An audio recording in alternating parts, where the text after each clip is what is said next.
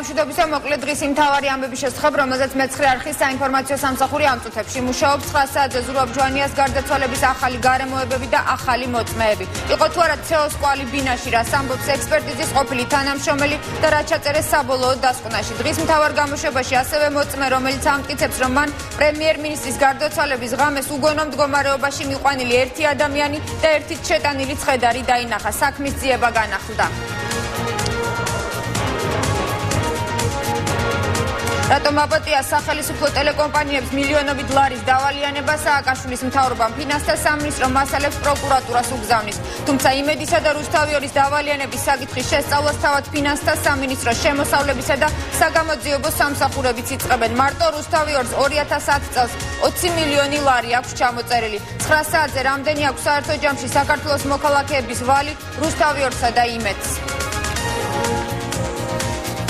და ამ წუთებში ცნობილი ხდება, რომ საგამოძიებო სამსახურები თბილისის მერის 7 სამსახურში შევიდნენ. გამოძიება ერთდროულად სამუწყებაში საქართველოს ფინანსთა სამინისტროს საგამოძიებო სამსახურში, შინაგან საქმეთა სამინისტროსა და მთავარ პროკურატურაში მიმდინარეობს.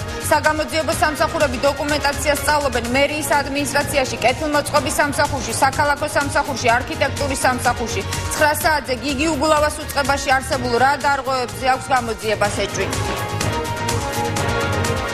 დაპირისპირების მეორე დღე მარტვილში გამგეობა და საკრებულო ისევ პარალიზებული აქციის მონაწილეები ადგილობრივ ხელისუფლებას კლანურ მმართველობაში კორუფციასა და მიწების უკანონო გასხვისებაში ადანაშაულებენ. ნაციონალები კი პოლიტიკურ დაკვეთაზე საუბრობენ. შოთა მალაშხიას და კობა სუბელიანს დღეს მარტვილში ცოცხლებით დახვდნენ.